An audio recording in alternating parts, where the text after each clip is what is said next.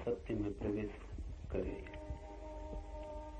कैसे उस परम रहस्य को जान पाए जो निकट है फिर भी नहीं जाना जाता, और जो सदा से पास है फिर भी खो गया है। उस तक हम कैसे पहुंचे, उस तक कोई भी कभी कैसे पहुंचा है। इस सूत्र में उस विज्ञान की व्याख्या है, उस मार्ग की विधि की। अध्यास के संबंध में थोड़ी बात हमने समझी। अध्यास का अर्थ है जैसा नहीं है वैसा देखना, और सत्य का अर्थ है जैसा है वैसा ही देखना। हम जो भी देखते हैं वो अध्यास है। हमारी दृष्टि में हम सम्मिलित हो जाते हैं, और जो भी हमारा अनुभव है वो वस्तुगत ऑब्जेक्टिव नहीं होता, सब्जेक्टिव आत्मगत हो जाता है। जो वहां बाहर है जैसा है वैसा ही हम तक नहीं पहुंचता, हमारा मन उसे विकृत कर लेता है, सजा संवार लेता है, सजावट कर देता है, आभूषण पहना देता है, काट छांट कर देता है, छोटा बड़ा बहुत बहुत रूपों में उसे रूपांतरित कर देता है। जो बड़े से बड़ा रूपांतरण है, जो गहरा से गहरा अध्यास है, वो है हम प्रत्येक चीज के साथ अपने को जोड़ लेते हैं जिससे हम जुड़े हुए नहीं। जुड़ते ही चीज की जो वस्तु स्थिति है वो खो जाती है, और जो स्वप्न स्थिति है वो सही मालूम पड़ने लगती है। जैसे जहां जहां हम कहते हैं मेरा, कहते हैं मेरा मकान, मकान हम न थे तब भी था, हम न होंगे तब भी होगा। जो हमारे होने से पहले हो सकता है, और जो हमारे होने के बाद भी बना रहेगा, और जो हमारे मिटने के साथ मिटता नहीं है, वो मेरा कैसे हो सकता है। मैं इसी क्षण मर जाऊं तो मेरा मकान मिटता नहीं है। मेरे मकान को मेरे मिटने का पता भी नहीं चलेगा।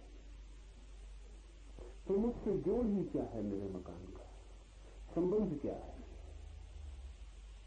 कल कोई और रहेगा उस मकान में और वो भी उसे मेरा कहेगा। कल कोई और रहता था, वो भी उसे मेरा कहता था। न मालूम कितने लोगों ने अपने मैं को उस मकान पर चिपकाया है और विदा हो गए, लेकिन वो मैं चिपक नहीं पाता, वो मकान किसी का हो नहीं पाता। मकान हो भी नहीं सकता किसी का, मकान अपना है, मकान खुद का है। इस जगत में प्रत्येक वस्तु स्वयं है। इसे हम ठीक से समझ लें तो अध्यास को तोड़ने में आसानी हो जाए। जमीन का एक टुकड़ा है, आप कहते हैं मेरा खेत, मेरा बगीचा। आज नहीं कल चांद पर दावा खड़ा होगा, अमेरिका कहेगा मेरा या रूस कहेगा मेरा। कल तक चांद किसी का भी न था, बस चांद था, चांद का ही था, लेकिन कोई न कोई दावा होगा, और आज नहीं कल संघर्ष खड़ा होगा।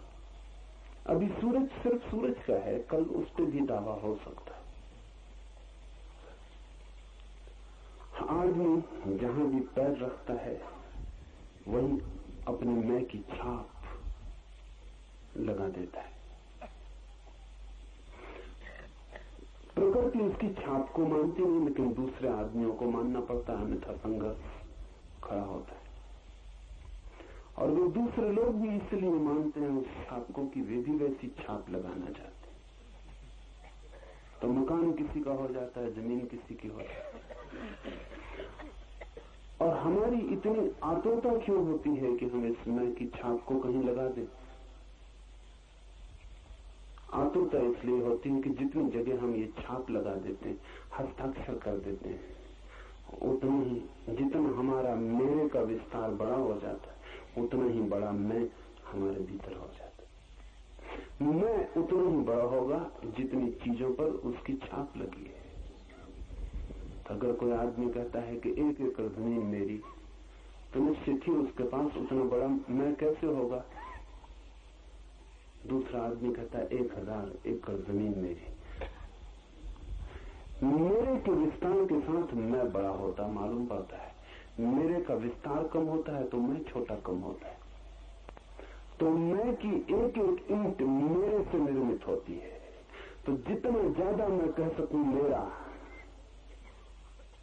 उतना बड़ा मैं का महल खड़ा हो जाता है। इसलिए सारे जीवन हम एक ही दौड़ में होते हैं कि कितनी ज्यादा चीजों पर छाप लगा दें अपनी, कह पाए कि मेरी।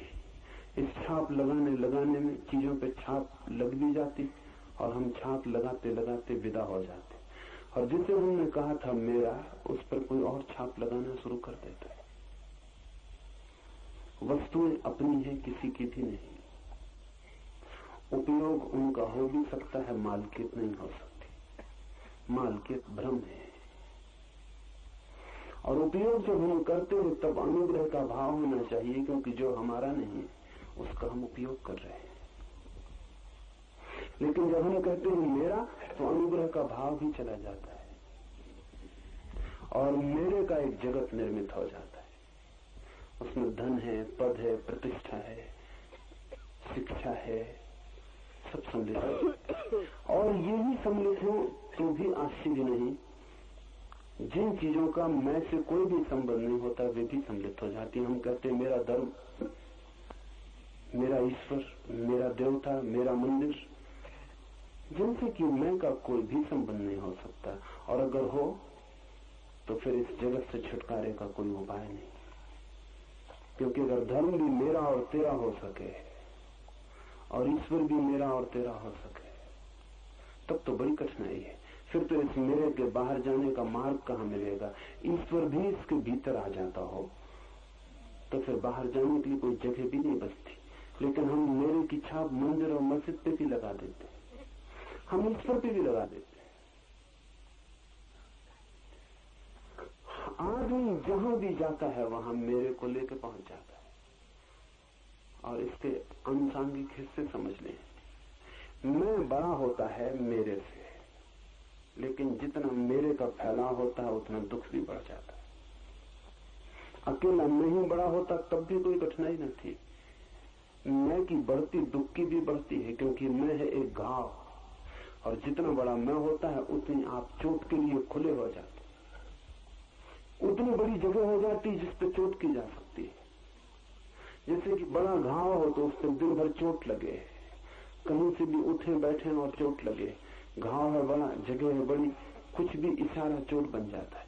जितना बड़ा मैं हो उतनी बड़ी चोट लगने लगती है, उतना दुख होता है। मेरे के विस्तार से मैं बढ़ता है, रस आता है।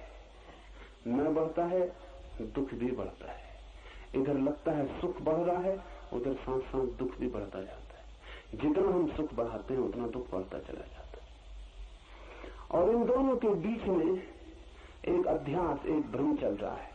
जहां मेरे का कोई उपाय नहीं कहने का, वहां हम व्यर्थ ही झूठ ही मेरा कहे चले जाते हैं। ये हाथ जिसको आप मेरा कहते हैं, शरीर जिसको आप मेरा कहते हैं, ये भी आपका नहीं है। आप नहीं थे तब भी इस हाथ की हड्डी, इस हाथ की चमड़ी, इस हाथ का खून कहीं था, और आप नहीं होंगे तब भी ये होगा। आपके शरीर में जो हड्डियां हैं वो न मालूम कितने शरीरों में हड्डियां रह चुकी। जो आज आपका खून है कल किसी पशु में बहता था, परसों किसी वृक्ष में बहता था, और न मालूम कितनी लंबी यात्रा है उसकी, अरबों खरबों वर्षों की। आप नहीं होंगे तब भी आपके शरीर में एक एक कण कोई भी नष्ट होने वाला नहीं है, वो सब बना रहेगा, वो किन्हीं और शरीरों में बहेगा। इसे ऐसा समझें कि जो सांस अभी आपके भीतर है, एक क्षण पहले आपके पड़ोसी के भीतर थी।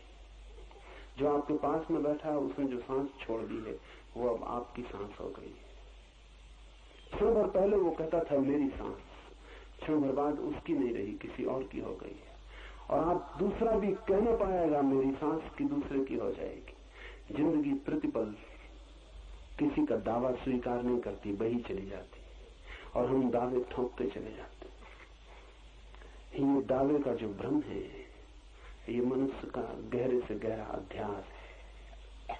तो जब भी कोई आदमी कहता है मेरा, तब अज्ञान में गिरता है। ये सूत्र इस अध्यास को तोड़ने के लिए है।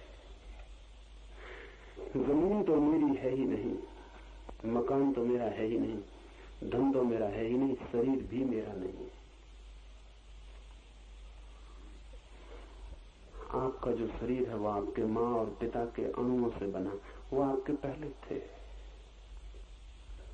और वे अणु लंबी यात्रा करके आ रहे हैं। वो आपके माता पिता के पास थे। हजारों लाखों वर्षों की यात्रा उन अणुओं की, उनसे आपका शरीर बना है। वो शरीर भी एक क्षेत्र है, एक जमीन है जिसमें आप स्थापित हैं, लेकिन आप है नहीं, आप वही नहीं है, उससे अलग है। ये सूत्र कहता है मनुष्य शरीर भी नहीं है। इतना ही नहीं, ये सूत्र और गहरे जाता है और कहता है मनुष्य मन भी नहीं है, क्योंकि मन भी तो संग्रह है। आपके पास कोई भी ऐसा एक विचार है जो आपका हो, जिसको आप कह सके मेरा, कोई विचार नहीं। कोई परंपरा से आया, कोई शास्त्र से आया, कोई किसी से सुन के, कहीं से पढ़ के, कहीं न कहीं से आया है। अगर आप अपने एक एक विचार की जन्म पत्री की खोज करें और एक एक विचार की यात्रा देखें, तो आप पाएंगे आपके पास एक भी विचार अपना नहीं। सब विचार उधार, सब कहीं से आए। कोई विचार मौलिक नहीं होता, ओरिजिनल नहीं होता, सब विचार उधार होते हैं। पर विचार को भी हम कहते हैं मेरा। वहां भी हम ध्यान रहे, श्वास तक मेरी नहीं कही जा सकती। विचार और भी सूक्ष्म बात है, लेकिन उसे भी मेरा नहीं कहा जा सकता। इस विश्लेषण में गहरे उतरते उतरते कहां पहुंचता है आदमी? उपनिषद कहां पहुंचे, बुद्ध कहां पहुंचते हैं, महावीर कहां पहुंचते हैं? इस विश्लेषण को करते करते, इस काट को करते करते, ये भी मैं नहीं हूं, बच रहा है। जब सब काट डाला जाता है और काटने का कोई उपाय नहीं रह जाता, जब सब तोड़ दिए जाते हैं संबंध और कोई संबंध बचता नहीं जिससे तोड़ा जाए, तब भी जो बच रहता है उसी को उपनिषद साक्षी कहते हैं। वही है विटनेस। ये बड़ा संसार है चारों तरफ, ये मेरा नहीं है। और शुक्ल के पास आता हूं, ये शरीर भी मेरा नहीं, और भीतर उतरता हूं, ये मन भी मेरा नहीं। फिर कौन है जिसको मैं कहूं मैं? या कि मेरे भीतर कोई भी नहीं है जिसको मैं कहूं मैं हूं या नहीं हूं? सब मेरे को तोड़ते तोड़ते शुद्धतम क्या बचता है भीतर? एक चीज बच रहती है जो नहीं कटती, जिसको काटने का कोई भी उपाय नहीं। पश्चिम में एक विचारक हुआ दिकार्त, गहरा विचारक था, और उसने तय किया कि तब तक कोई बात न मानूंगा जब तक कि असंदिग्ध सत्य उपलब्ध न हो जाए, जिस पे संदेह न किया जा सके। तो उसने चिंतन शुरू किया, बड़ी मेहनत की उसने, और शायद ये संदिग्ध मालूम पड़ी। कोई कहे ईश्वर है, संदेह किया जा सकता है, हो या न हो, लेकिन संदेह तो किया जा सकता है। कोई कहे स्वर्ग है, मोक्ष है, संदेह किया जा सकता है। दिकार्त कहता था कि मैं तो जिस पे संदेह ही न किया जा सके, ऐसा नहीं है कि जिसको सिद्ध किया जा सके, तर्क किया जा सके, नहीं, संदेह ही न किया जा सके, इनडिबिटेबल, असंदिग्ध हो तभी मानूंगा। बहुत खोज करके, लेकिन एक जगह आके वो भी रुक गया। उसने सब इनकार कर दिया, ईश्वर, स्वर्ग, नर्क सब फेंक दिए, लेकिन एक जगह आके अटक गया, मैं हूं या नहीं? दिकार्त ने कहा इस पर संदेह नहीं किया जा सकता, क्योंकि अगर मैं ये भी कहूं कि मैं नहीं हूं, तो ये कहने के लिए भी मेरे होने की जरूरत पड़ जाती। तो ऐसे होगा जैसे घर के भीतर कोई आदमी हो और वो आपसे कहे कि मैं अभी बाहर गया हूं या मैं अभी घर पर नहीं हूं, आप थोड़ी देर बाद आए तब मैं आपको मिलूंगा, तब तक मैं घर लौट आऊंगा। तो उसका ये कहना ही उसके होने का प्रमाण हो जाए। इसलिए मेरे होने की तो स्थिति असंदिग्ध है। इतना तो साफ है कि मैं हूं, लेकिन क्या हूं ये इतना साफ नहीं है। शरीर हूं कि मन हूं, क्या हूं ये इतना साफ नहीं है। उपनिषद इसी की खोज में चलते हैं, साफ करते चले जाते हैं, एक एक चीज को अलग करते जाते हैं, जैसे कोई प्याज के छिलके को उघाड़ता चला जाए और जब तक छिलके बचते हैं उघाड़ते ही चले जाते हैं। अगर प्याज के छिलके उघाड़ते चले जाएं तो पीछे आपके हाथ कुछ भी न लगेगा। प्याज छिलका ही छिलका है, वस्त्र ही वस्त्र, निकालते चले जाएं तो भीतर कुछ भी नहीं मिलेगा। जैसे किसी ने कपड़ों की एक गुड़िया बनाई हो और हम एक एक कपड़ा निकालते चले जाएं, एक कपड़े को निकालने दूसरा कपड़ा बचे, उसे निकालने तीसरा निकल आए, निकालते चले जाएं, लेकिन कपड़े की ही गुड़िया हो तो आखिर में सब कपड़े निकल जाएंगे, गुड़िया पीछे बचेगी नहीं, आखिर में शून्य हाथ लगेगा। तो बड़ी खोज यही है मनुष्य की कि आदमी भी कहीं परतों का ही एक जोड़ तो नहीं है कि हम उखाड़ते चले जाएं और भीतर फिर कुछ बचे ही ना। कह दें कि शरीर भी मैं नहीं हूं और मन भी मैं नहीं हूं और ये भी नहीं और ये भी नहीं, फिर कहीं ऐसा ना हो कि प्याज की कहानी हो जाए, आखिर में कुछ भी ना बचे जिसको हम कह सकें कि मैं हूं। लेकिन उपनिषद कहते हैं अगर ये भी हो तो भी सत्य को जान लेना जरूरी है। अगर ये भी सत्य हो कि भीतर कुछ भी नहीं है तो भी जान लेना जरूरी है, क्योंकि सत्य को जान लेने के परिणाम महत्वपूर्ण है।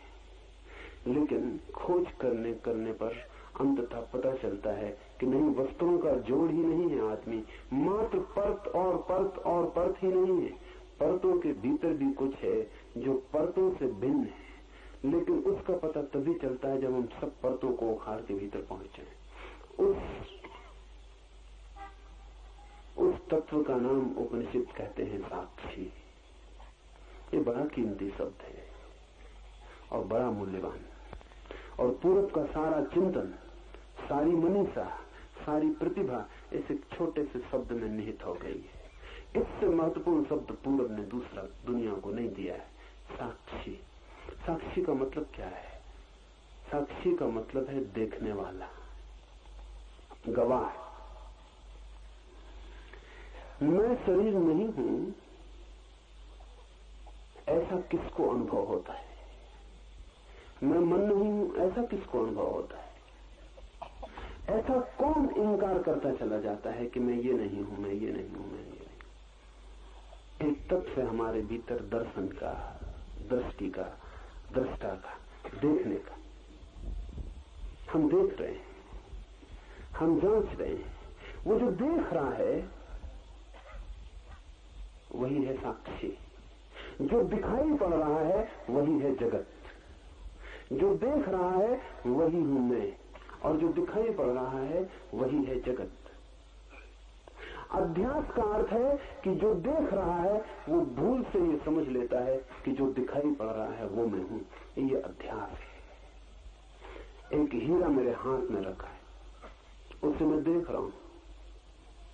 अगर मैं ये कहने लगूं कि मैं हीरा हूं तो अध्यास होगा, क्योंकि हीरा मेरे हाथ पर रखा है, दिखाई पड़ रहा है, ऑब्जेक्ट है, एक विषय है, और मैं देखने वाला हूं, अलग हूं। देखने वाला सदा ही अलग है उससे जो दिखाई पड़ता है। देखने वाला कभी भी दृश्य के साथ एक नहीं है। देखने वाला सदा ही दिखाई पड़ने वाले से भिन्न है। मैं आपको देख रहा हूं क्योंकि आपसे भिन्न हूं, आप मुझे देख रहे हैं क्योंकि मैं आपसे भिन्न हूं। जो भी दिखाई पड़ता है वो आपसे भिन्न है। उसको ही अपने से अभिन्न समझ लेना अध्यास है। जिसको आप देख रहे हैं उसके साथ इतने मोहित हो जाना कि लगने लगे ये मैं ही हूं। यही भ्रांति है। इस भ्रांति को तोड़ना है और अंततः उस शुद्ध तत्व को खोज लेना है जो सदा ही देखने वाला है और कभी दिखाई नहीं पड़ता। ये थोड़ा कठिन है। जो देखने वाला है वो कभी दिखाई नहीं पड़ सकता है, क्योंकि वो किसको दिखाई पड़ेगा? आप सारी चीजों को देख सकते हैं जगत की, सिर्फ अपने को छोड़कर। आप अपने को कैसे देखिएगा? क्योंकि देखने में दो की तो जरूरत पड़ेगी ही, जो देखे और जो दिखाई पड़े। आप सब कुछ देख सकते हैं, अपने भर को आप नहीं देख सकते। कैसे देखिएगा? किसी चमीटे से हम उसी चमीटे को पकड़ने की कोशिश करने लगे, सब पकड़ सकते हैं उस चमीटे से, सिर्फ उसी चमीटे को पकड़ने की कोशिश असफल जाएगी। और तब बड़ी मुश्किल होगी कि चमीटा भी कैसा पागल है, सब कुछ पकड़ लेता है तो अपने को क्यों नहीं पकड़ पाता? हम सब कुछ देख लेते हैं, अपने को नहीं देख पाते, देख भी नहीं पाएंगे। और जिसको भी हम देख लेंगे, जान लेना कि वो हम नहीं है। तो जिस चीज को भी आप देखने में समर्थ हो जाएं, आप समझ लेना कि इतनी बात तय हो गई कि ये मैं नहीं हूं। कोई आदमी अगर ईश्वर का दर्शन कर ले तो समझ लेना एक बात पक्की हो गई कि आप ईश्वर नहीं हैं। आपको भीतर प्रकाश का दर्शन हो जाए तो समझ लेना एक बात पक्की हो गई कि आप प्रकाश नहीं हैं। आपको भीतर आनंद का अनुभव हो जाए तो आप एक बात पक्की समझ लेना कि आप आनंद नहीं है। जिस चीज का भी अनुभव हो जाए वो आप नहीं है। आप तो वो है जिसको अनुभव होता है। तो जो भी चीज अनुभव बन जाती है उसके आप पार हो जाते। इसलिए एक कठिन बात समझ लेनी उपयोगी होगी कि अध्यात्म कोई अनुभव नहीं है। दुनिया में सब चीजें अनुभव है, अध्यात्म कोई अनुभव नहीं है। अध्यात्म तो उसकी तरफ पहुंच जाना है जिसको सब अनुभव होता है और जो स्वयं कभी अनुभव नहीं बनता। अनुभोक्ता, साक्षी, दृष्टा। आपको मैं देखता हूं, उधर आप हैं, इधर मैं हूं। उधर आप हैं जो दिखाई पड़ रहा है, इधर मैं हूं जो देख रहा है। ये दो हैं। अपने को बांटने का कोई उपाय नहीं कि मैं अपने को दो टुकड़े में कर लूं और एक देखे और एक दिखाई पड़े। अगर टुकड़ा हो सके, दो टुकड़े हो सके, तो जो टुकड़ा देखेगा वही मैं हूं और जो टुकड़ा दिखाई पड़ेगा वो मैं नहीं रहा। वो बात समाप्त हो गई, वो मुझसे टूट गया, वो अलग हो गया। उपनिषद की व्यवस्था, प्रक्रिया, विधि यही है। नेति नेति, जो भी दिखाई पड़ जाए कहो कि ये भी नहीं। जो भी अनुभव में आ जाए कहो ये भी नहीं। और हटते जाओ पीछे, हटते जाओ पीछे, हटते जाओ पीछे। उस समय तक हटते जाओ जब तक कि कोई भी चीज इंकार करने को बाकी रहे। एक ऐसी घड़ी आती है सब दृश्य खो जाते। एक ऐसी घड़ी आती सब अनुभव गिर जाते। सब, ध्यान रखना, सब काम वासना का अनुभव तो गिरता ही है, ध्यान का अनुभव भी गिर जाता है।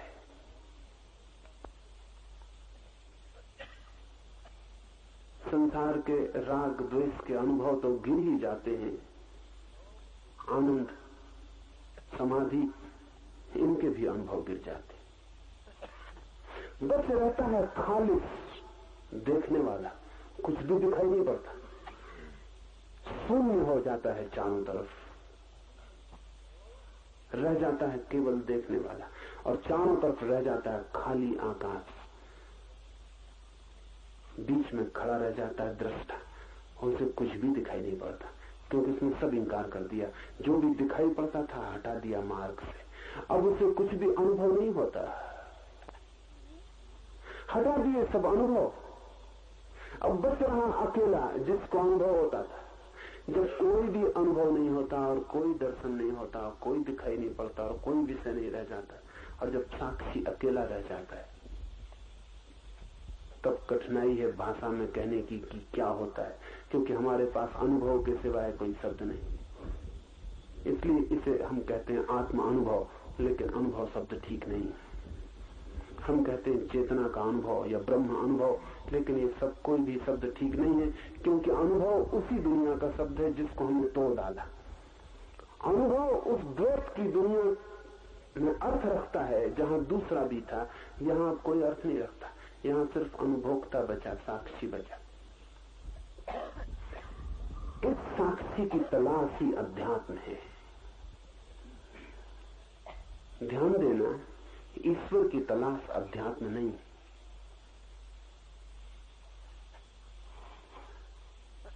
पुराने योग सूत्रों ने ईश्वर की चर्चा ही नहीं की, बात ही नहीं उठाई, कोई जरूरत न थी। बाद में योग सूत्रों ने ईश्वर की चर्चा भी की तो उसको भी एक अध्यात्म की खोज का साधन का साध्य नहीं। उसे भी कहा कि ये साधना में सहयोगी होता है, इसलिए ईश्वर को मान लेना अच्छा है। साधना में सहयोगी होता है अध्यात्म की खोज में, इसलिए मान लेना अच्छा, एक उपकरण है। ईश्वर भी एक विधि है बस। इसलिए बुद्ध ने इंकार कर दिया, महावीर ने ईश्वर को इंकार कर दिया। उन्होंने दूसरी विधियां खोज ली, उन्होंने कहा इस विधि की कोई भी जरूरत नहीं। अगर विधि ही है ईश्वर तो फिर दूसरी विधियों से भी काम चल सकता है। लेकिन बुद्ध और महावीर भी साक्षी को इंकार नहीं कर सकते, ईश्वर को इंकार कर सकते। सब कुछ इंकार किया जा सकता है, लेकिन अध्यात्म की जो आत्यंतिक आधारशिला है वो साक्षी है, उसे इंकार नहीं किया जा सकता। इसलिए चाहे ईसाईयत, चाहे इस्लाम, चाहे हिंदू, चाहे जैन, चाहे बौद्ध, एक बात आप खोज लेना, अगर किसी भी धर्म में साक्षी की कोई बात हो तो समझना कि वो धर्म है। अगर साक्षी की बात ही ना हो तो समझना कि उसका धर्म से कोई भी संबंध नहीं। और सब बातें गौण हैं, और सब बातें उपयोगी गैर उपयोगी हैं, और सब बातों में मतभेद हो सकता है। साक्षी के मामले में मतभेद नहीं हो सकता। इसलिए अगर किसी दिन दुनिया में धर्म का विज्ञान निर्मित होगा तो उसमें ईश्वर, आत्मा, ब्रह्म, इन सब की चर्चा नहीं होगी, क्योंकि ये सब स्थानीय बातें हैं। कोई धर्म मानता है, कोई नहीं मानता, लेकिन साक्षी की चर्चा जरूर होगी, क्योंकि साक्षी स्थानीय घटना नहीं है। धर्म ही नहीं हो सकता बिना साक्षी के। तो साक्षी भर एक वैज्ञानिक आधारशिला है समस्त धर्म अनुभव की, समस्त धर्म की खोज और यात्रा की। और इस साक्षी पर ही सारे उपनिषद घूमते हैं इर्द गिर्द। सारे सिद्धांत और सारे इशारे इस साक्षी को दिखाने के लिए।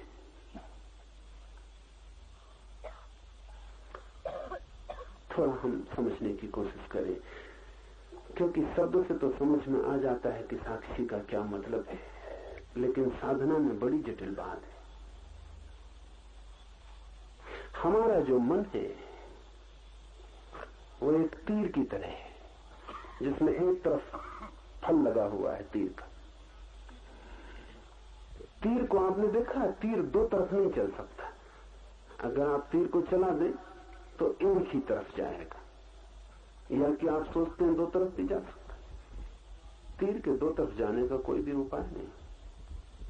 तीर जाएगा अपने निशाने की तरफ, एक तरफ। तो जब प्रत्यंचा पर कोई तीर को चढ़ाता है और प्रत्यंचा से तीर छूटता है तो दो बातें ख्याल में ले लें। प्रत्यंचा जहां वो चढ़ा था वहां से छूट जाता है, दूर हटने लगता है, और जहां वो नहीं था साध्य लक्ष्य, उस तरफ बढ़ने लगता है। एक स्थिति ये थी कि प्रत्यंचा पर चढ़ा था तीर, दूर बैठा था पक्षी वृक्ष पर, उसकी छाती में नहीं चुभा था तीर।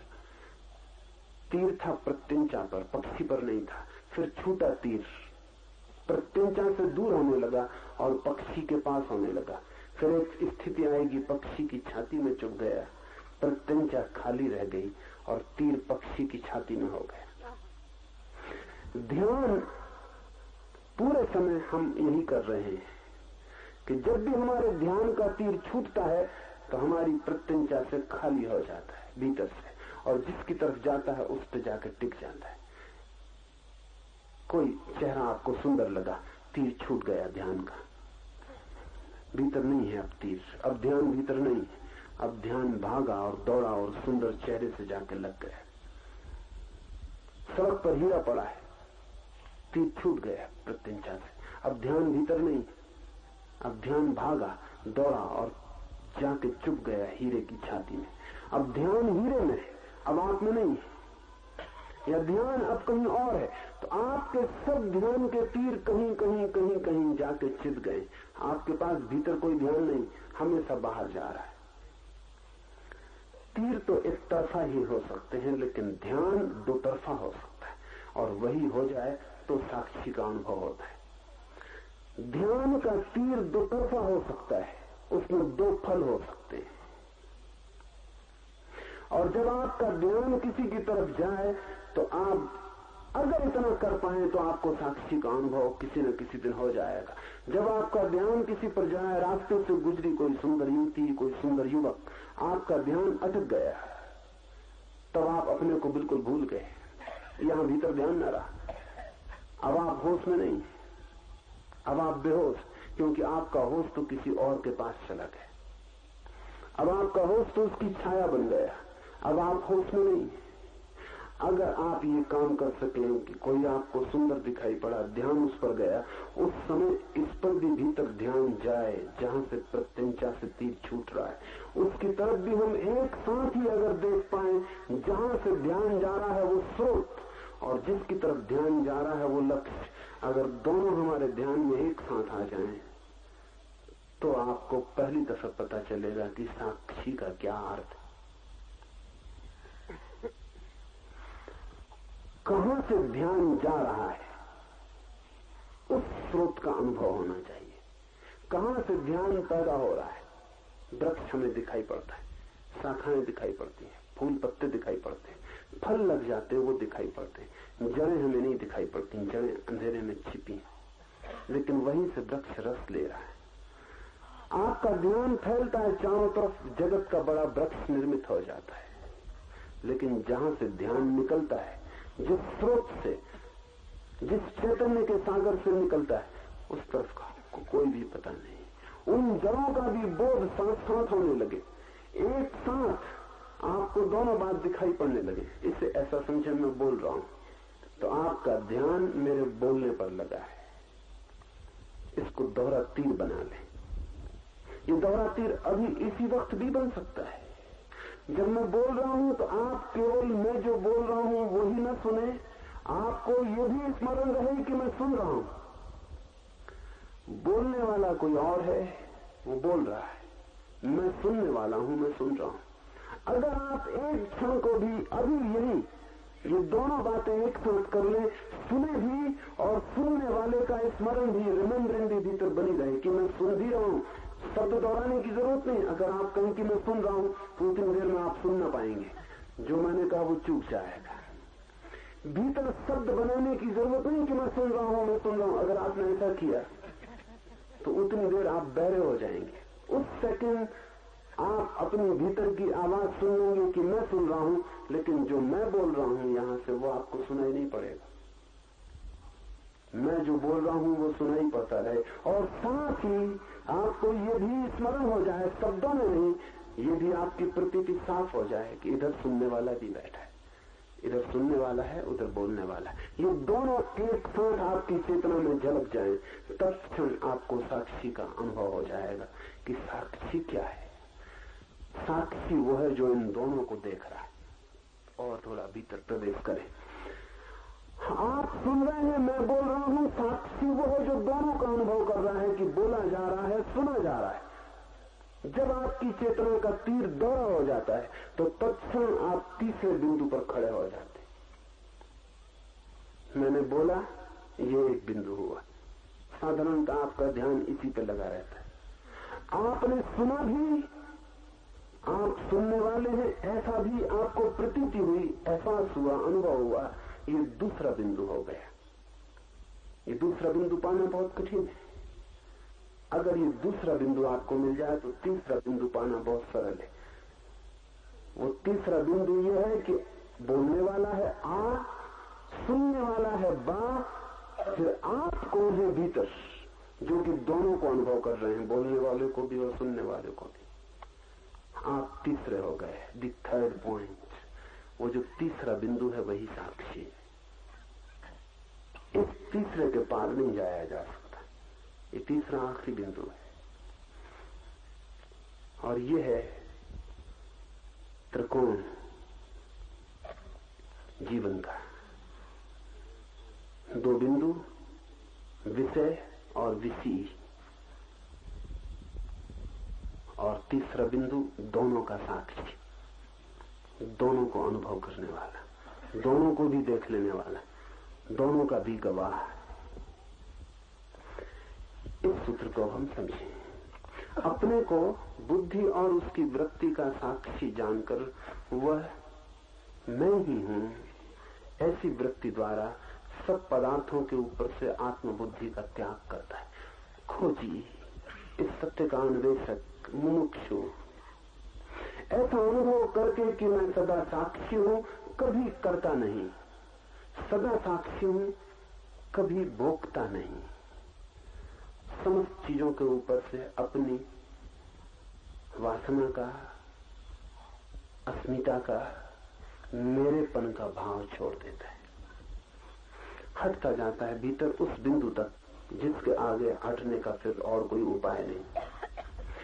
लोक का अनुसरण करना छोड़कर ऐसा व्यक्ति फिर लोक का अनुसरण करना छोड़ देता है। लोक का अर्थ है समाज, संस्कृति, सभ्यता, लोग जो आपके चारों तरफ है, भीड़। जब तक आपको साक्षी का अनुभव न हो तब तक लोक का अनुसरण छोड़ना खतरनाक भी है, क्योंकि लोक के साथ जुड़ी है नीति, जुड़ा है नियम, जुड़ी है मर्यादा, जुड़ी है व्यवस्था, अनुशासन। तो जो अभी अपना मालिक नहीं है, निश्चित ही समाज उसका मालिक होगा। जो अपना ही मालिक नहीं है, किसी को उसे नियंत्रित करना होगा। कोई अनुशासन चाहिए, अन्यथा विक्षिप्त हो जाएगी अवस्था, अराजक हो जाएगी। लेकिन जिसे अपने होने का अनुभव हो गया, जिसे साक्षी का अनुभव हो गया इस जगत में, अब वो अपना मालिक स्वयं। ये बड़े मजे की बात है। जो सब मालिकियत छोड़ देता है वो अपना मालिक हो जाता है, और जो सब मालिकियत इकट्ठा करता रहता है वो केवल खबर देता है कि अपनी मालिकियत उसके पास नहीं। इसका मतलब ये हुआ कि जो इस कोशिश में लगा है कि मेरा हो मकान, मेरी हो जमीन, मेरा हो राज्य, मेरा हो ये, मेरा हो वो, एक बात पक्की है कि वो खुद का नहीं। क्योंकि जिसे अपने भीतर का राज्य मिल जाए उसे फिर सब राज्य फीके और व्यर्थ हो जाते, और जो अपने साम्राज्य को पाले फिर उसकी कोई आकांक्षा किसी साम्राज्य की नहीं रह जाती। उसके पास साम्राज्य भी हो तो भी व्यर्थ हो जाता है। अगर उसकी बाहर के साम्राज्य की वासना प्रबल है तो इस बात की खबर है, इंगित है, इशारा है कि भीतर के मालिक का उसे कुछ भी पता नहीं, उसी की कमी पूर्ति कर रहा है। भीतर मालिक नहीं है, चीजों की मालिकियत बना के भरोसा बिठा रहा है अपने पर कि मैं मालिक हूं। देखो इतनी है मेरी जमीन, इतना है मेरा धन, इतना है मेरा फैलाव। ऐसा करके वो अपने को भरोसा दिला रहा है कि नहीं, कौन कहता है कि मैं मालिक नहीं हूं, इतनी चीजों का मालिक हूं। ये मालिकियत झूठी है, क्योंकि चीजों का कोई जगत में कभी मालिक नहीं होता। भर्तहरि राज्य छोड़कर चला गया तो बड़ी मीठी घटना घटी। राज्य छोड़कर जंगल में चला गया, साधना करने लगा, ध्यान में लीन रहने लगा। एक दिन अचानक ऐसा हुआ कि बैठा है अपनी गुफा के द्वार पर, एक घुड़सवार अचानक रास्ते पर आया। उसके आते देरी भी नहीं हुई थी कि दूसरा घुड़सवार दूसरी मार्ग से भी उसी के सामने गुफा के द्वार पर आ गया। दोनों की तलवारें एकदम खिंच गई। भर्तहरि को कुछ समझ में न आया, दोनों की तलवारें जमीन पर टिक गई। तब उसने नीचे की तरफ गुफा से देखा, वहां एक बड़ा हीरा पड़ा है। पहले घुड़सवार ने कहा कि नजर मेरी पहले पड़ी इसलिए हीरा मेरा है। दूसरे घुड़सवार ने कहा कि मेरी तलवार की तरफ देखते हो, मेरी भुजाओं की तरफ देखते हो? नजर कब किसकी पड़ी इससे क्या लेना देना है। जो मालिक हो सकता है वो मालिक है, मालिक न हो। तलवारें खिंच गई, गर्दनें कट गई। क्षण भर बाद ही दोनों गर्दनें जमीन पर कटी हुई पड़ी थी, दोनों शरीर रक्त से भरे हुए जमीन पर पड़े थे। हीरा अपनी जगह पड़ा था। भर्तहरि ने कहा कि बड़ी हैरानी की बात है, जिस हीरे के लिए दोनों ने मालकियत की और दोनों मिट गए, उस हीरे को पता भी नहीं होगा कि क्या क्या हो गया उसके आसपास, और पता नहीं इस हीरे के आसपास कितना कितना नहीं हो गया होगा। और हीरा वहीं पड़ा है, और कितने लोग कटते पिटते रहेंगे उस हीरे के लिए, और हीरा वहीं पड़ा रहेगा। मालकियत की कोशिश वस्तुओं पर इस बात की खबर है कि अपने पर मालकियत नहीं। और जब कोई व्यक्ति साक्षी का अनुभव करने लगता है तो अपना मालिक हो जाता है। मालकियत की वासना गिर जाती। अब वो किसी का मालिक नहीं होना चाहता, क्योंकि वो जानता है कोई उपाय ही नहीं है किसी और के मालिक होने का। इसे दोहरा दूं, कोई उपाय ही नहीं है किसी और के मालिक होने का। पति अगर सोचता हो कि पत्नी का मालिक है तो विक्षिप्त है, पत्नी अगर सोचती हो कि पति की मालिक है तो उसके मस्तिष्क के इलाज की जरूरत है। कोई मालिक किसी का हो नहीं सकता, क्योंकि सभी अपने मालिक पैदा हुए। स्वभाव से सबकी मालिकियत भीतर छिपी है, उसे किसी भी हिसाब से हटाया नहीं जा सकता। और जब तक वो हटे ना, तब तक दूसरा कोई मालिक कैसे हो सकेगा। इसलिए एक मर्जी की घटना घटती, पति सोचता है मैं मालिक हूं, पत्नी हंसती है भीतर मनी मन में, और वो जानती है कि मालिक मैं हूं। इसीलिए कलह, 24 घंटे कलह। वो कलह इसी बात की है कि प्रतिपल तय करना पड़ता है कि मालिक कौन है अधिकार में। भरोसा पक्का नहीं, कभी भी पक्का भरोसा नहीं, किसी चीज का कोई भरोसा नहीं। तो व्यक्तियों का तो बिल्कुल भरोसा नहीं। हीरे तक की मालकियत नहीं हो सकती तो जीवित व्यक्ति की मालकियत कैसे हो सकती।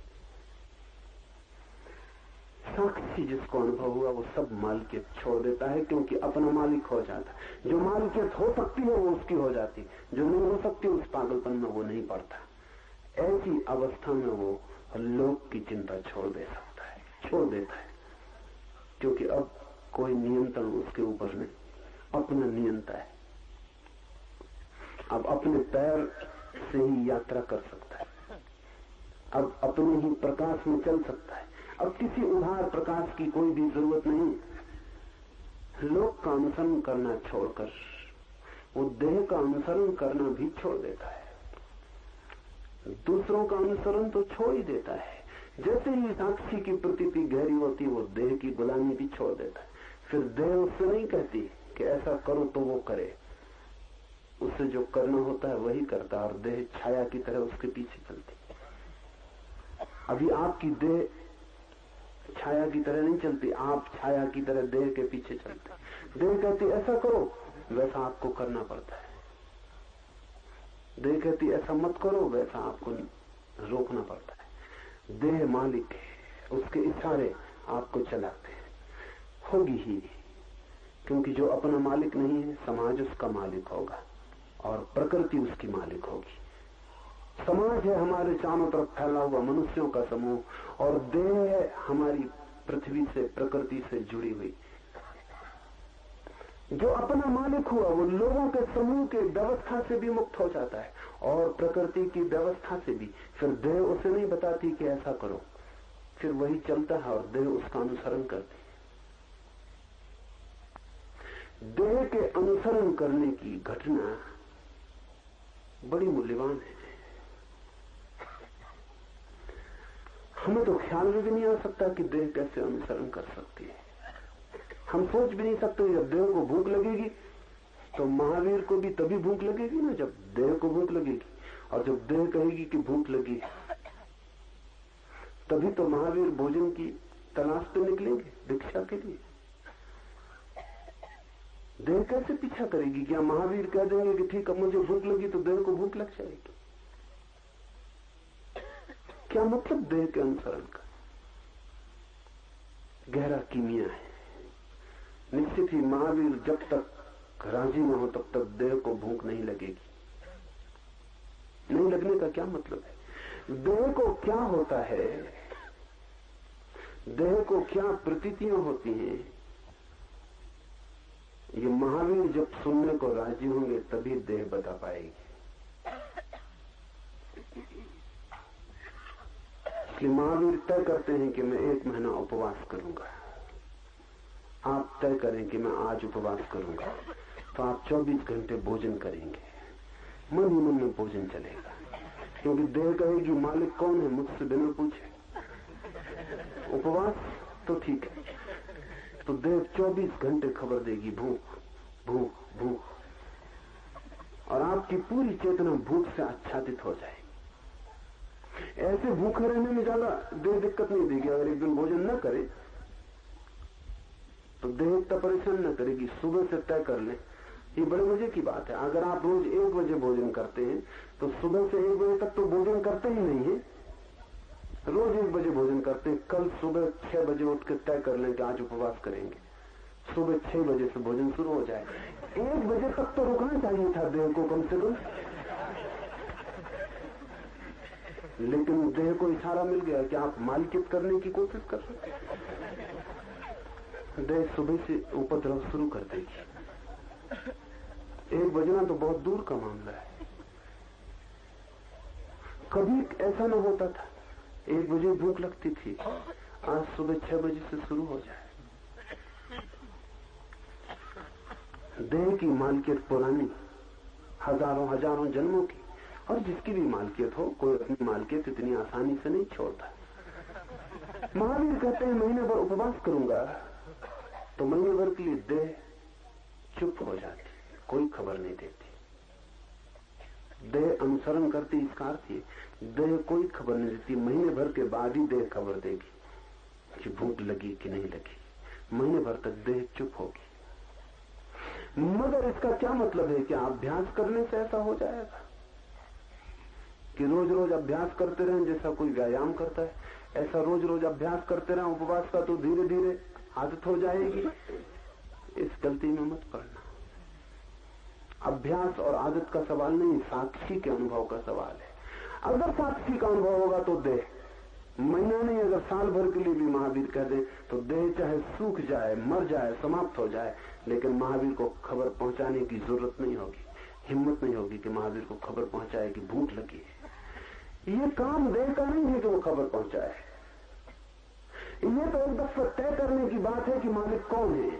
जब तक देह को पता है कि मालिक मैं हूं, तब तक वो मालकियत करती। जब आपका साक्षी अनुभव में आ जाता है, देह की मालकियत तत्क्षण मिट जाती, कानून ही बदल जाता है भीतर का। देह आपके पीछे चलने लगती, और तब बड़े अनूठे अनुभव है। महावीर के पीछे हजारों लोगों ने उपवास किए, लेकिन महावीर जैसे उपवास की बात मुश्किल। न मालूम कितने जैन साधु उपवास में लगे हुए, लेकिन महावीर का शरीर देखा, उनकी मूर्ति देखी। जैन साधुओं के शरीर को उनके सामने रखे तो पता चलेगा कि मामला फर्क कहां होगा। इनकी देह तो पूरी खबर दे रही, उनको नहीं आप तक को खबर दे रही कि भूख लगी। महावीर की देह खबर नहीं देती, उनको तो खबर देती नहीं, आपको भी खबर नहीं देती कि भूख लगी। महावीर जैसी सुंदर काया खोजनी मुश्किल है। वो सुंदर काया कह रही कि भीतर कोई मालिक हो गया है, और अब देह परेशान करने का सामर्थ्य नहीं रखती है। अब देह कुछ कह नहीं सकती कि ऐसा करो वैसा मत करो। ये देह का मामला नहीं है, भीतर के जानने वाले का मामला है। वो जैसा तय करे, जो तय करे, निर्णय उसके हाथ में। वो मरना चाहे तो मरे, जीना चाहे तो जिए, लेकिन देह बीच में अड़ंगा नहीं डाल सकती। वो सिर्फ छाया की तरह पीछा करेगी। लोक का अनुसरण छूट जाता है, देह का अनुसरण भी छोड़ देता है। इसके पश्चात शास्त्र का अनुसरण छोड़कर आत्मा के ऊपर का अध्यास भी छोड़ देता है।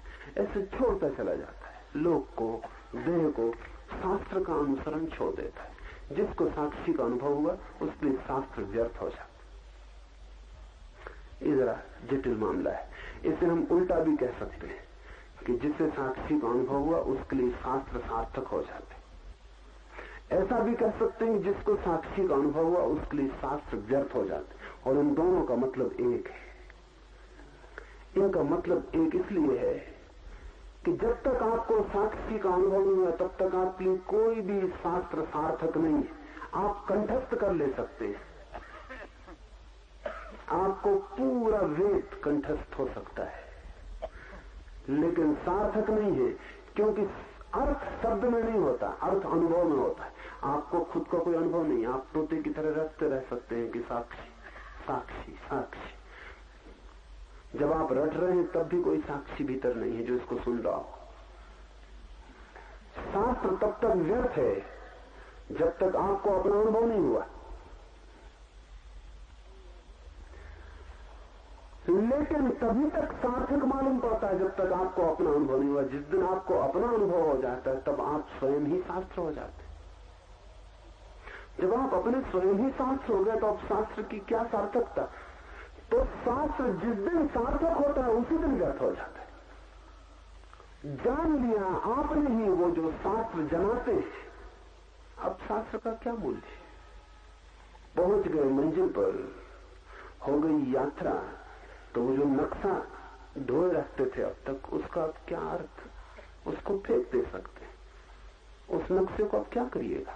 बुद्ध कहा करते थे कि कोई नदी पार करता है नाव पर, पार होते ही नदी नाव व्यर्थ हो जाती, फिर उसे वहीं छोड़ के चल देता है।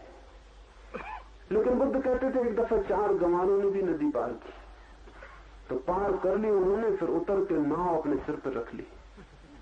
गांव के लोगों ने बहुत समझाया कि हमने और पार करने वाले भी देखे, नाव वहीं छोड़ देते हैं, तुम क्या करते हो। उन्होंने कहा जिसने इतना सहारा दिया उसको हम ऐसे ही छोड़ दें, हम ऐसे गंवार नहीं। फंस गए। नाव ने नदी तो पार करवा दी और नाव कैसे पार हो। अब उसको सिर पे लिए घूमने लगे, अब उस नाव से छुटकारा न हो। और ऐसा मत सोचना कि वो लोग मर गए, वो मर गए, लेकिन उनकी औलाद वो नावों को धोती रहती। कहते हमारे बाप इसी शास्त्र को धोते थे, हम भी इसको धोएंगे। उनके बाप के बाप ने भी यही किया। अब हम क्या कर सकते, मजबूरी। ये सदा हमारे बाप दादों के सिर पर रहा, हम भी इसको सिर पर रखेंगे। और फिर इस शास्त्र नाव है, इससे कितने ऋषि मुनि पार नहीं हो गए। जिस दिन स्वयं का अनुभव होता है उस दिन शास्त्र में कुछ भी नहीं बचता। ये भी ठीक है। उसी दिन शास्त्र सार्थक होता है, ये भी ठीक है, क्योंकि उसी दिन पता चलता है जो शास्त्र ने कहा था वो ठीक है। ये पैराडॉक्सिकल विरोधाभासी वक्तव्य मालूम पड़ेगा। जिस दिन शास्त्र पता चलता है सही है उसी दिन बेकार हो जाता है, उसको छोड़ देता है, उसको असली अध्यात्म का पथिक शास्त्र को छोड़ देता है। और अंतिम बात उपनिषदों ने कमाल की कही है। सिर्फ बुद्ध ने उतनी हिम्मत की और कह दिया कि आत्मा भी मैं नहीं हूं। उपनिषद का यह आखिरी सूत्र अद्भुत है। इसमें बुद्ध का सारा सार आ गया। और अंत में जब शास्त्र भी छोड़ देता है तो आत्मा के ऊपर का भी अध्यास छोड़ देता है। फिर वो ये भी नहीं कहता कि मैं आत्मा हूं, मैं मकान नहीं हूं, यहां से शुरू हुई थी बात। मैं शरीर नहीं हूं, मैं मन नहीं हूं, यहां गहरी गई थी। ये आखिरी छलांग है कि मैं आत्मा भी नहीं हूं। इसका क्या मतलब होगा। इसका मतलब ये होगा कि अब मैं कोई भी अपनी सीमा बनाऊं वो ना समझिए। जब हम कहते हैं मैं आत्मा हूं तो आपकी आत्मा अलग हो जाती है, मेरी अलग हो जाती है। जब मैं कहता हूं मैं आत्मा हूं तो मैं व्यक्ति हो जाता हूं और ये सारी समष्टि मुझसे अलग हो जाती है। आखिरी अध्यास ये भी टूट जाता है कि मैं अलग हूं, कि मैं व्यक्ति हूं। तब ये सारी समष्टि और मेरे बीच के सारे फासले, सारी सीमाएं गिर जाती। तब बूंद सागर हो जाती। तो बूंद ये भी कैसे कहे कि मैं बूंद हूं? तो बूंद गिर के सागर हो जाती। तो बूंद कैसे कहे कि मैं बूंद हूं? आखिर में जब सब छूट जाता है तब ये भी छूट जाता है कि मैं आत्मा हूं। इसका अर्थ ये नहीं कि आत्मा नहीं है, इसका ये अर्थ है कि मैं परमात्मा हूं। आत्मा भी होने से काम नहीं कर सकता है।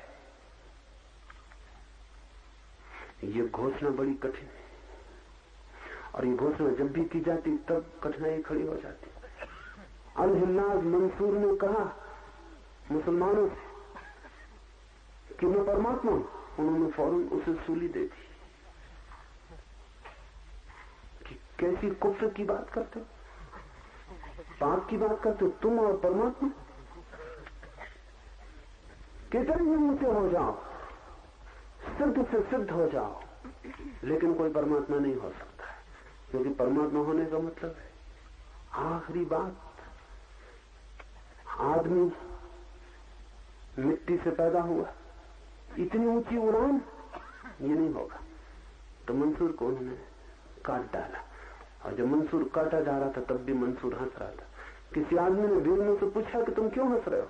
तो मंसूर ने कहा मैं इसलिए हंस रहा हूं कि जिसे ये काट रहे हैं उसको तो मैं पहले ही कह चुका था कि मैं नहीं हूं। ये किसको काट रहे हैं? ये तो हम पहले ही कह चुके, ना समझो कि ये मैं नहीं। और जब हम ये कहे तभी तो हमें पता चला कि हम परमात्मा हैं। मैं परमात्मा हूं। उमरत दम आखिरी दम उसकी जबान से अनलक अनलक, मैं हूं ब्रह्म, मैं हूं ईश्वर, ये आखिरी शब्द उसके मुंह से गूंजते रहे। सरमत हुआ एक फकीर, सूफी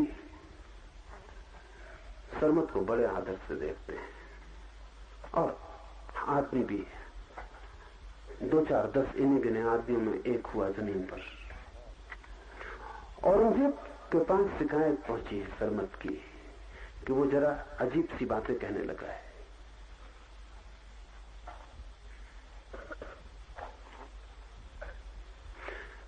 मुसलमानों का मंत्र है कोई नहीं अल्लाह के सिवा, एक अल्लाह ही है। लेकिन ये जो सरमत था ये सिर्फ इतना ही कहता था कोई नहीं अल्लाह, आधा तो उल्टे हो गया। मतलब कोई नहीं अल्लाह के सिवा, एक ही अल्लाह है, यह पूरा सूत्र। और सरमत इतना ही कहता था कोई नहीं अल्लाह। ये क्या हुआ मामला? ये तो सब बात ही बिगड़ गई। औरंगजेब ने सरमत को बुला के कहा कि हद हो गई, तुम सूफी कहते हो अपने को, फकीर कहते हो, ईश्वर का प्रेमी कहते हो, और तुम कहते हो कोई नहीं अल्लाह। तो सरमत ने कहा हम अभी यहीं तक पहुंचे हैं, आगे अभी यात्रा करनी।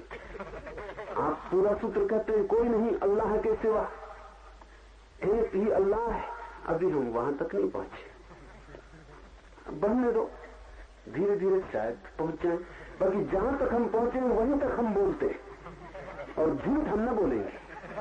अभी हमें इतना ही पता चला है कोई नहीं अल्लाह, वो के सिवा एक ही है अल्लाह। जरा रुको, कोशिश करने दो, और तुम्हें पता चल गया हो पूरा तो बोलो। निश्चित ही कुफ्र की बात थी, और ये आदमी नास्तिक है, और इस नास्तिक के पीछे न मालूम कितने और लोग बर्बाद हो रहे हैं। सरमत की बड़ी प्रतिष्ठा थी दिल्ली में, लाखों लोग उसके चरण छूते थे इस आदमी के जो कहता था कोई नहीं अल्लाह। इसको कहते हैं चमत्कार। जब कोई आदमी कहता कोई नहीं अल्लाह, और लाखों आदमी उसमें अल्लाह को देख लेते। ऐसा हुआ है, बुद्ध के साथ हुआ, महावीर के साथ हुआ, सरमत के साथ हुआ। महावीर ने कहा कोई नहीं परमात्मा, और लाखों लोगों ने महावीर को कहा भगवान। और बुद्ध ने कहा कोई न परमात्मा है न कोई आत्मा, और लाखों लोगों ने बुद्ध के चरणों में सिर रख कर पूछा कि रास्ता बताओ, कैसे पहुंचे उस जगह जहां न कोई आत्मा है न कोई परमात्मा। सरमत को औरंगजेब ने कहा कि 3 दिन का समय देता हूं, सुधार कर लो और ये वाक्य पूरा कर लो, नहीं तो हम गर्दन कटवा देंगे। मंसूर ने सरमद ने कहा कि 3 दिन का क्या भरोसा, हम बचे ना बचे और तुम गर्दन काटने से वंचित रह जाओ। और ये भी कुछ पक्का नहीं कि हम 3 दिन में पहुंच पाए पूरे सूत्र तक, और जब तक न पहुंचे तब तक ये जबान दोहराने वाली नहीं। अनुभव हो तो ही हम कहेंगे, तो तुम आज ही कटवा दो। और कहते हैं कि सरमन ने कहा कि ये भी हो सकता है कि गर्दन कटने से जो बाकी यात्रा है वो पूरी हो जाए। वो जो हमें अभी आगे का पता नहीं, शायद ये गर्दन ही बाधा बन रही है। औरंगजेब तो शायद ही समझा होगा। सम्राटों और अकल का वैसे कोई संबंध नहीं है। उसने उसी दिन कटवा दी गर्दन सरमद की। दिल्ली में जो जामा मस्जिद है उसमें उसकी गर्दन काटी गई, और जामा मस्जिद की सीढ़ियों पर जब उसकी गर्दन गिरी और सीढ़ियों पर लुढ़कने लगी तो हजारों लोगों ने ये आवाज सुनी जो वहां गवाह थे कि वो गर्दन चिल्ला के कह रही थी, कोई नहीं अल्लाह के सिवा, एक ही है अल्लाह। इसके चश्मदीद गवाह है।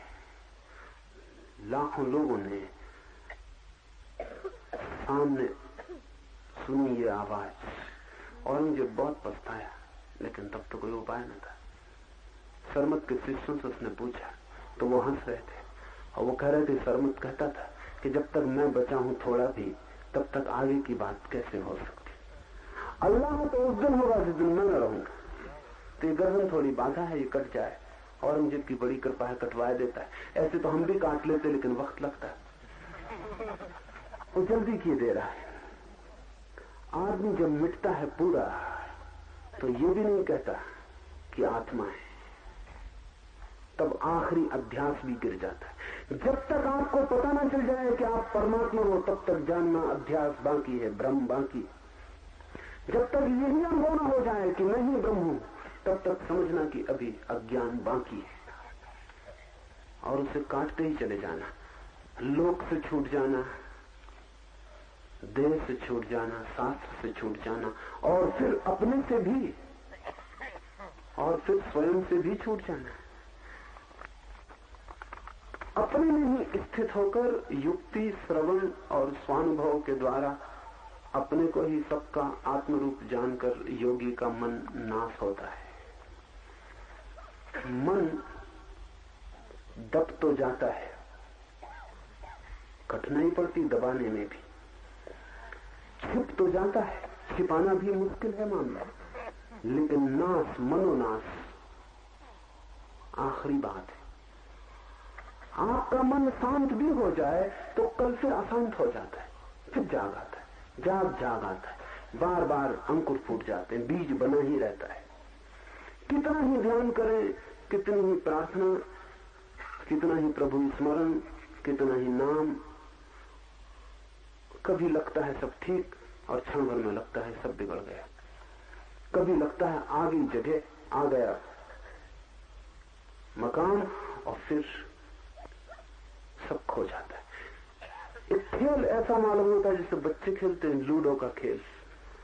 उसमें सीढ़ियां भी रहती हैं और सांप भी रहते हैं। सीढ़ियों पर से चढ़ते हैं और फिर किसी सांप के मुंह पर पड़ गए, वापस लौट के नीचे उतर आते। ऐसा होता ही रहता है, चलते हैं उतरते हैं। करीब करीब मन के साथ ऐसा ही चलता है। कभी लगता है चढ़ गए, सब ठीक, बिल्कुल ठीक, ऐसा लगता है पहुंच गए। यही तो कहा है संतों ने, यही इसी जगह की बात कही। और इतना ख्याल भी नहीं आया कि संतों का नाम ख्याल में आया कि पकड़े सांप के मुंह में आ गए नीचे, पता चला हम वही है। वो संत वगैरह सब झूठ ही कहते रहे होंगे कि वहम हो गया होगा। एक ख्याल आ गया था कि सब ठीक हो गया, ये तो सब गड़बड़ है। मेरे पास निरंतर रोज सीढ़ियों से चढ़ने वाले, सांपों से उतरने वाले लोगों की भीड़। एक दिन आके मुझे खबर देते हैं, गजब हो गई, फैंटास्टिक। बस अब कुछ करने को नहीं रहा। दूसरे दिन सुबह कूटे पिटे चले आ रहे हैं, हर सीढ़ी के पास सांप टिका हुआ है। मन बहुत बार लगेगा कि गया और लौट आएगा, झलके मिलेंगी। इतनी देर को भी जाता है तो भी मन के पार की जरा सी झलक मिली।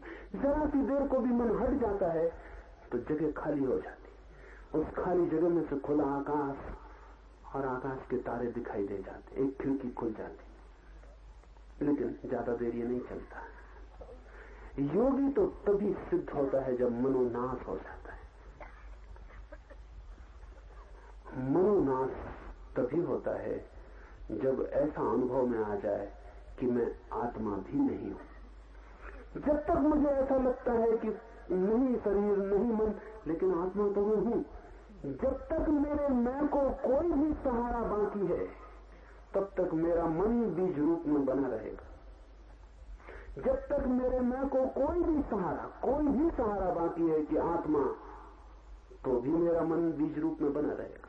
और कभी भी वर्षा की एक बूंद पड़ेगी और बीज चिटक जाएगा और अंकुर निकल आएंगे और वृक्ष बड़ा होने लगेगा। जब मैं ही नहीं बचता हूं तभी मन मिटता है। धन छोड़ना आसान, पद छोड़ना आसान, शरीर के साथ भी मोह छोड़ लेना आसान, मन के साथ भी मोह छोड़ लेना आसान, लेकिन आखिर में अपने ही साथ, अपनी निजता के साथ, मेरे होने के साथ भी मोह को तोड़ लेना अति कठिन है। उसके टूटते ही मनोनाश हो जाता है। बुद्ध के पास सारीपुत्र गया तो सारीपुत्र ने कहा कि मेरी मुक्ति कैसे हो? तो बुद्ध ने कहा तू यहां आ ही मत, तू कहीं और जा, क्योंकि हम तेरी मुक्ति करवा ही नहीं सकते, तुझसे मुक्ति करवा सकते हैं। बुद्ध ने कहा मेरी मुक्ति नहीं होती, मुझसे मुक्ति होती है। तू अगर तेरी मुक्ति चाहता है तो तू कहीं और जा। हाँ, अगर तू तुझसे ही मुक्ति चाहता है तो ठीक जगह आ गया है, हम तुझे छुड़ा देंगे तुझसे ही। तो ये मत पूछ कि मेरा मोक्ष कैसे होगा, तू कहां बचेगा मोक्ष में। तू ये पूछ कि इस मेरे से छुटकारा कैसे हो, इस मैं से मोक्ष कैसे मिले। इसलिए बुद्ध ने मोक्ष शब्द को पसंद नहीं किया, उन्होंने शब्द चुना निर्वाण, क्योंकि मोक्ष में ऐसा लगता है मेरा, इतना तो बचेगा कम से कम कि आत्मा बचेगी। और सिद्ध शिला पर बैठे हुए मोक्ष का आनंद ले रहे हैं हम ही। वही सज्जन जो यहाँ दुकान करते थे वो ये मोक्ष सिद्ध शिला पर बैठ के आनंद ले रहे। आप तो बचे नहीं रहेंगे, ये तो मन में रस बने रहता है, हम तो बचे है क्या आप में बचने योग्य, और बचाने योग्य भी क्या है। कभी सोचा आप, कभी हिसाब लगाया अपना कि मेरे पास ऐसा क्या है जिसको मैं शाश्वत रूप से बचाने का आग्रह करूं। ऐसी कौन सी सुगंध है मेरे पास तो जो सदा रहे, ऐसा मैं कह सकूं। ऐसा कौन सा स्वर है मेरे पास जिसको मैं अमृत दिला सकूं। ऐसा मेरे व्यक्तित्व में क्या है जिसको मैं कहूं ये सदा रहे। ऐसा कुछ भी नहीं मालूम पड़ता। बुद्ध कहते हैं ये भी वासना है, अ लस्ट फॉर लाइफ, ये भी जीवेशना है। मैं बचूं बिना कारण, कोई वजह नहीं मालूम पड़ती। आप किस लिए बचे और क्या है आप में जो बचे तो जगत का कुछ कल्याण हो, कुछ भी नहीं है। तो बुद्ध कहते हैं मोक्ष नहीं, ये शब्द ठीक नहीं है। उन्होंने शब्द चुना निर्वाण। ये सूत्र निर्वाण का सूत्र है। निर्वाण कहते हैं दिए के बुझ जाने को। दिया जब बुझता है तो आप बता सकते हैं ज्योति कहां चली गई? कहीं नहीं जाती, बस बुझ गई, खो गई, लीन हो गई। अब कहीं आप खोज ना पाएंगे उस ज्योति को जो बुझ गई है। अब लोक लोक में कहीं भी अनंत में उस ज्योति को आप न खोज पाएंगे जो बुझ गई। वो लीन हो गई, इतनी लीन हो गई कि अब उसे वापस इस अनंत से नहीं लौटाया जा सकता। वो निराकार में इतनी चली गई कि अब उसका आकार फिर से नहीं बन सकता, मिट गई। तो बुद्ध कहते हैं ऐसे ही तुम भी मिट जाओगे जैसा दिया बुझ जाता है। इसलिए उन्होंने शब्द चुना निर्वाण। वो कहते हैं तुम्हारा निर्वाण हो जाएगा, मोक्ष नहीं, तुम्हारा निर्वाण हो जाएगा। जो दिए की ज्योति तुमने टिमटिमा रही है ये बुझ जाएगी। ये बड़ी घबराने वाली बात मालूम पड़ती। तो फिर सार ही क्या है? अपने दिए में और मिट्टी का तेल डाल के किसी तरह इसकी ज्योति को जगाए रखें। ये सार क्या है? लेकिन बुद्ध कहते हैं जब तुम मिटोगे तभी तुम जान पाओगे कि तुम क्या हो, और जब तुम खोगे तभी तुम्हें पता चलेगा तुम खोए नहीं, तुमने सब पा लिया, तुम सब हो गए। आत्मा भी छूट जाती निद्रा को, लोगों की बातों को, शब्द, स्पर्श, रूप, रस, गंध आदि विषयों को तथा आत्मा के विस्मरण को किसी स्थल पर अवसर दिए बिना हृदय में आत्मा का चिंतन करना, सब छूटता चला जाता है। निद्रा छूट जाती, बेहोशी छूट जाती। ये अपने को हम भूल गए हैं, इसे निद्रा कहते हैं उपनिषद। ये जो हमें अपना विस्मरण हो गया है कि हम कौन हैं, ये जो हमें पता नहीं कि मैं परमात्मा हूं, इसे कहते हैं निद्रा। जिस दिन ये निद्रा क्षण भर को भी नहीं पकड़ती, जिस दिन कोई उपाय नहीं रह जाता इस बेहोशी के ऊपर छा जाने का, ये धुआं फिर घिरता ही नहीं, ये बादल फिर चारों तरफ मंडराते ही नहीं, आकाश निरभ्र खुला हो जाता, ये बदलियां फिर कभी नहीं घेरती और अंधेरा कभी नहीं उतरता, तब एक सतत स्मरण। स्मरण शब्द ठीक नहीं, शब्द सभी गलत है। उपनिषद जिसे कहना चाहते हैं उसे कहने के लिए, पर मजबूरी है, शब्दों के सिवाय कहने को कोई और उपाय नहीं। स्मरण कहना ठीक नहीं, क्योंकि स्मरण का मतलब ये होता है कि जिसका बीच बीच में विस्मरण हो जाता हो। सतत स्मरण का मतलब ये हुआ कि जिसका विस्मरण नहीं होता। ऐसा हुआ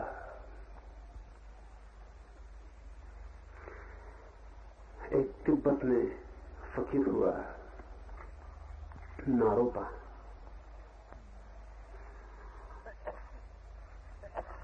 अनेक लोग उसके पास आते थे,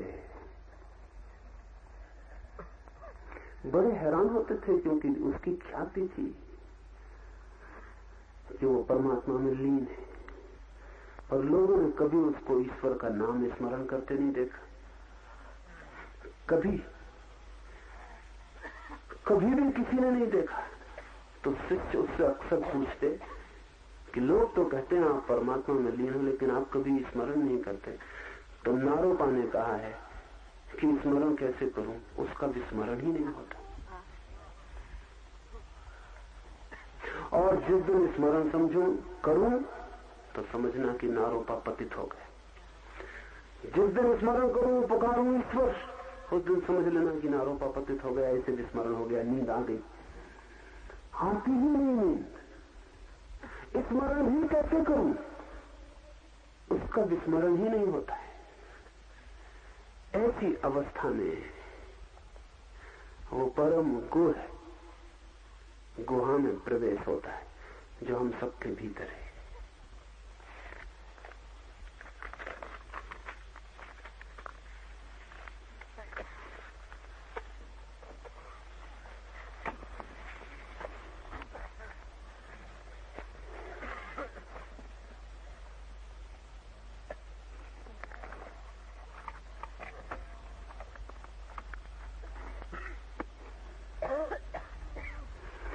By knowing oneself as the individual witnessing self of the intellect and all its modes, and by cultivating such feelings as I am that, one should renounce identification with all things except the self. The word witnessing is one of the most significant words, particularly in Eastern spiritual alchemy. This word is a key word, so we must understand what witnessing means.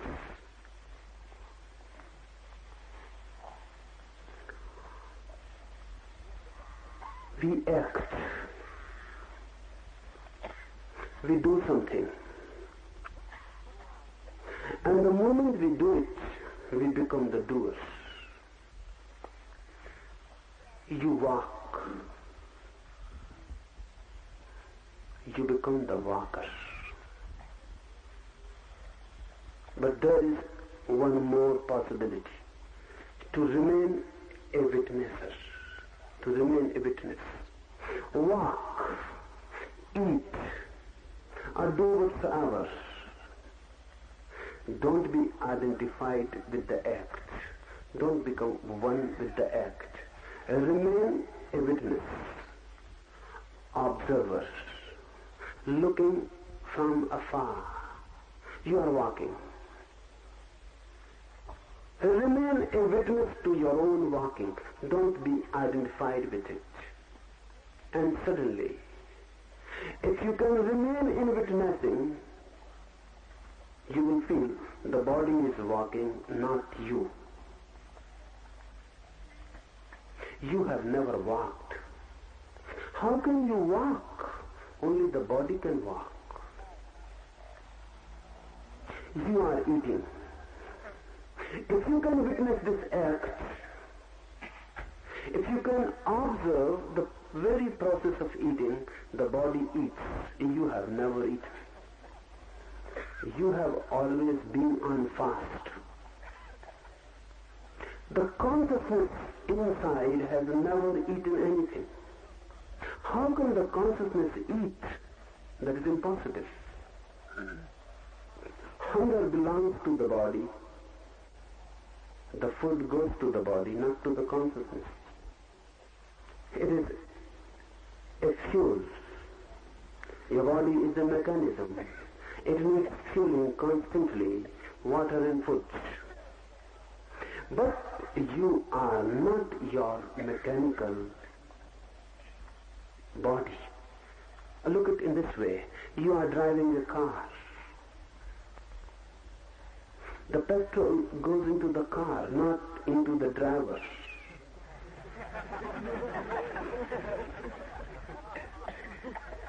The body is just like a car.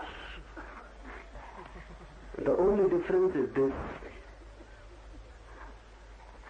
that your driver, you, cannot come out of it. That's why you become identified with it. If a boy is born in a car as a driver and is not allowed to move out, he will become identified with the car.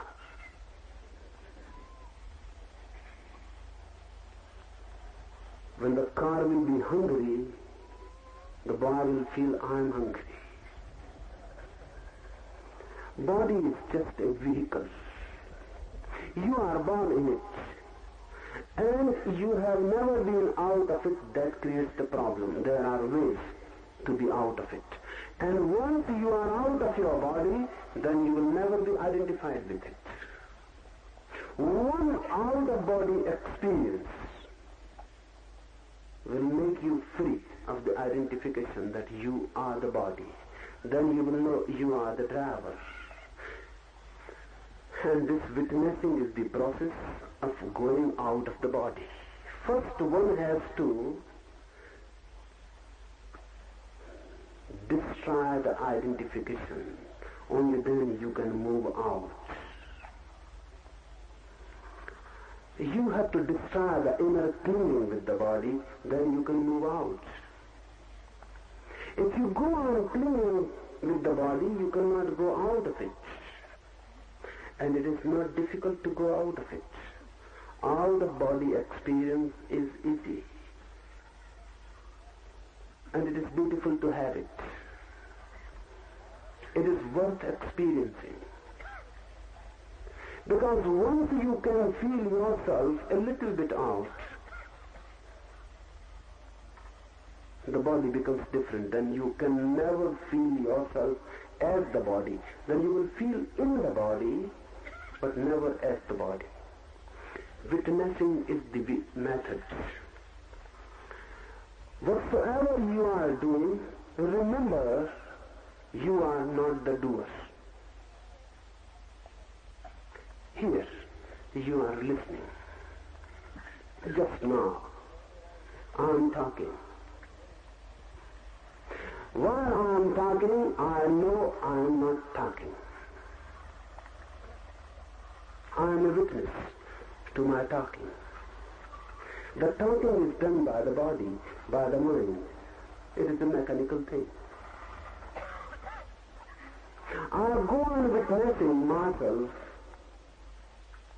not as the talker, but as the witness of the talk. If you can also do this, While listening, if you are not identified with the listener, with your mechanism, if you can witness, if you can remember yourself as the observer of listening, if you can observe your own listening, if you can look at your own listening as a witness, suddenly a new point of consciousness arises in you.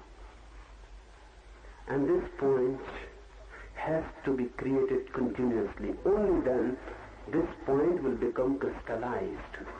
So whatsoever you are doing, laughing, laugh, but be a witness also.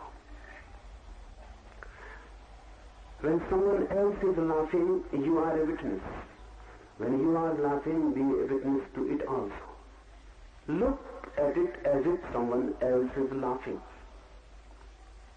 Run and be a witness.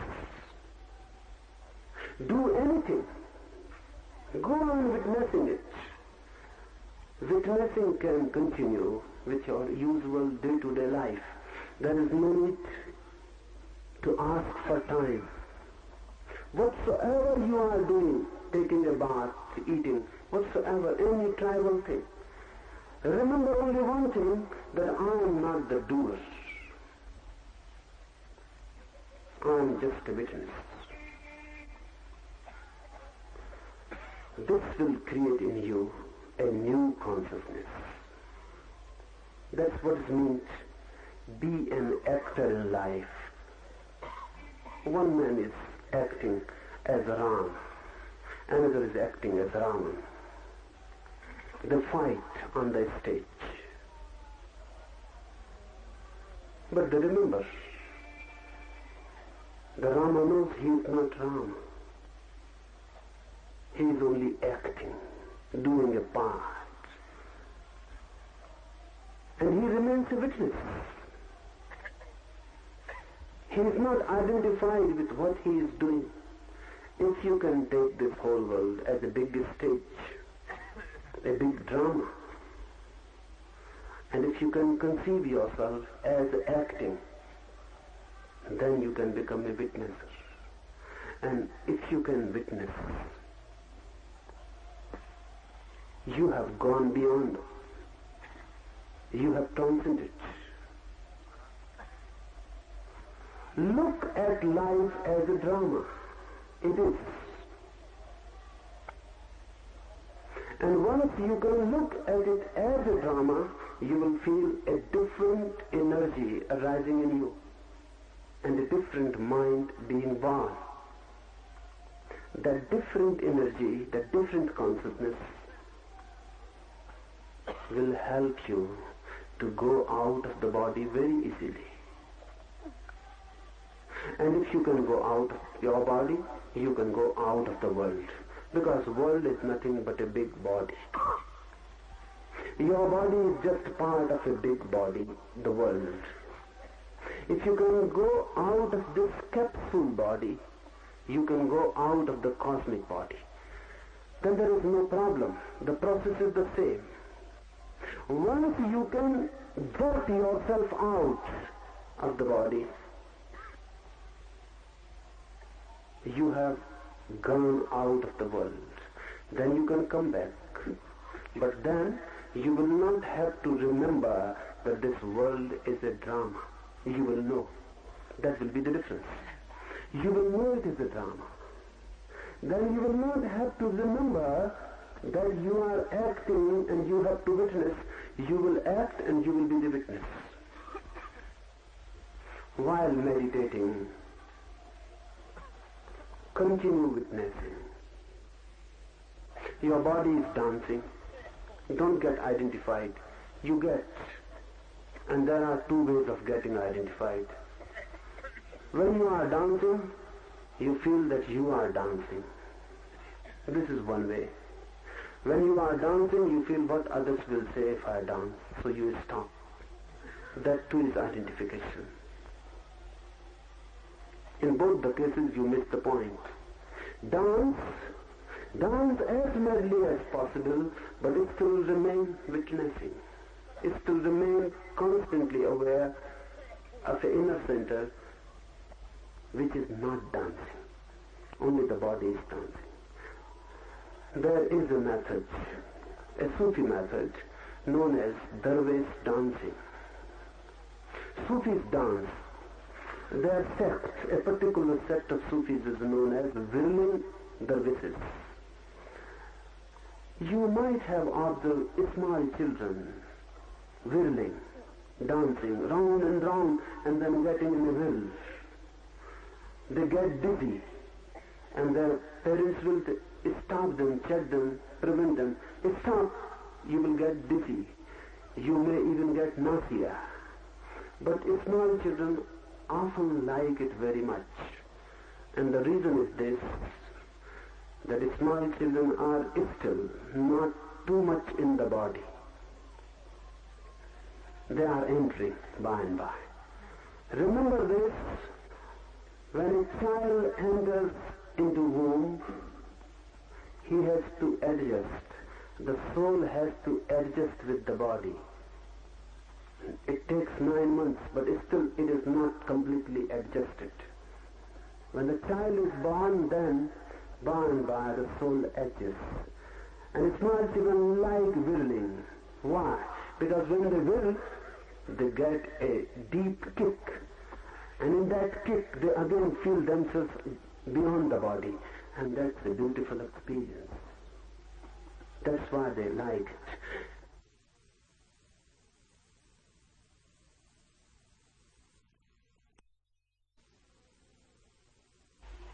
Studying this whirling of the children, Sufis have developed a method, a meditation method. They tell to whirl. If you go to them, they will tell you dance and go on in a mad whirl and remain a witness as if a wheel is moving. And the axis is there. And on the axis the wheel is moving. And the axis is just non-moving. And the wheel moves on. Just like a wheel of a cart. The wheel goes on moving. It moves on the axis, which is unmoving, non-moving. The axis remains constantly in one position, centered, and the wheel moves on it. Will like wheels. And remember your witness inside as a center. Suddenly you will feel you are the center and body is just a wheel. If you can feel this, you are separated. You have become different from the body. You have known that the center and the periphery are different. Once you know this, you will be a different man. And this is not knowledge. This is not information. This is a lived experience. So while doing meditation here, just now, after this, we will be doing meditation. You will be jumping and crying and screaming and staring at me. Remain constantly a witness. Feel yourself jumping, screaming, crying, who, it's staring at me, but remain a witness to the whole thing. Know that the body is jumping, the mind is crying, I am silently standing inside. When the body is jumping and crying and much movement, and you are standing still inside, you will be thrown out of the body. Sometimes the balance will be lost and you will be out of the body, even if a little bit. You miss the body, and your body and you go on in different directions. You will become aware of the deepest experience Vedanta can teach you, or any religion can teach you. The deepest experience is to know that I am not the body, I am not the mind, I am the self, and ultimately even not the self, I am the no self, I am the universal self.